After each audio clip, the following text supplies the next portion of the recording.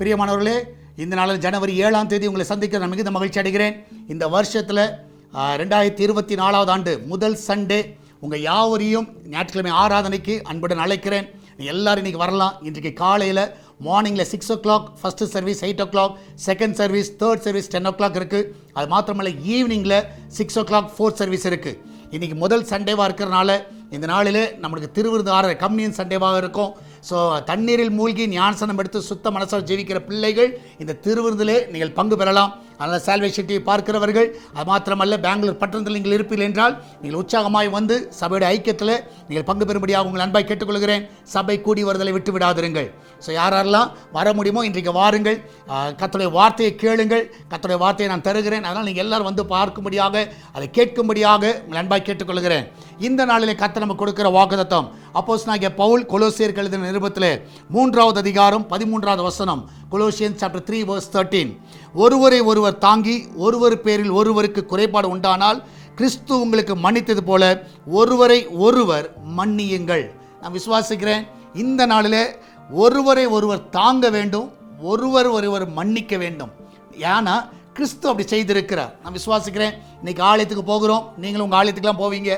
நான் விசுவாசிக்கிறேன், உங்கள் ஆலயத்தில் யார் பேராலும் கசப்புகள் இல்லாட்டா ஏதாவது வெறுப்பு இருந்ததுன்னா இன்றைக்கி ஆலயத்தில் நீங்கள் போகிறவர்கள், நீங்கள் ஆண்டவரை மன்னித்தது போல் நீங்கள் அவர்களை மன்னியுங்கள். நிச்சயமாக நான் சொல்லுகிறேன், இது ஒரு காரியத்தை நீங்கள் செய்யுங்க. உங்கள் வாழ்க்கையில் முதலாவது சமாதானத்தை நீங்கள் பார்ப்பீர்கள்.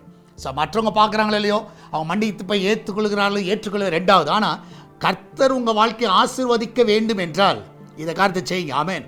இன்றைக்கி நிறைய இடத்துல பார்க்குறோம், ஆலயத்துக்கு போகிறோம், ஆனால் அங்கே ஒரு மனம் இல்லை, அங்கே ஒற்றுமை இல்லை, கசப்புகள் இருக்கிறது, அந்த இடத்துல சண்டை போடுறோம். ஆனால் உண்மையாக நான் விசுவாசிக்கிறேன், ஆண்டவர் அதற்காக ஆலயத்தை உருவாக்கவில்லை.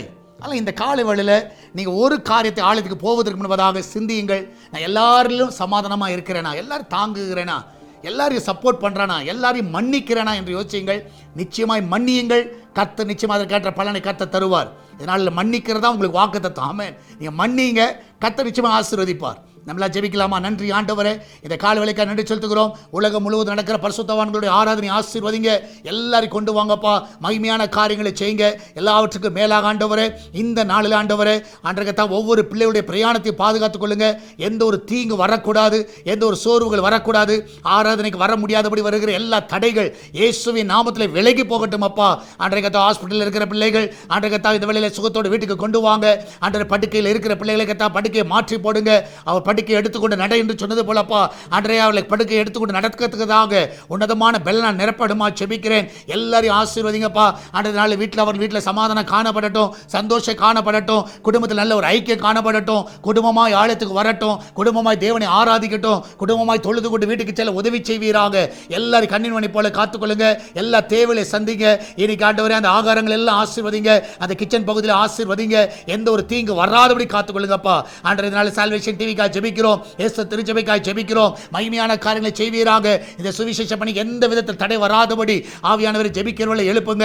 இதை தாங்குகிற பிள்ளைகளை அநேகரை எழுப்புங்கப்பா. இந்த நாளிலே இதை தாங்குகிற ஒவ்வொரு பிள்ளைகளையும் ஆசீர்வதிங்க. ஜெபிக்கிற பார்க்கிற எல்லா பிள்ளைகளையும் ஆசீர்வதிங்கப்பா. அந்த வெளிநாட்டில் இருக்கிற பிள்ளைகளை சுகமாய் தங்க பண்ணுங்க.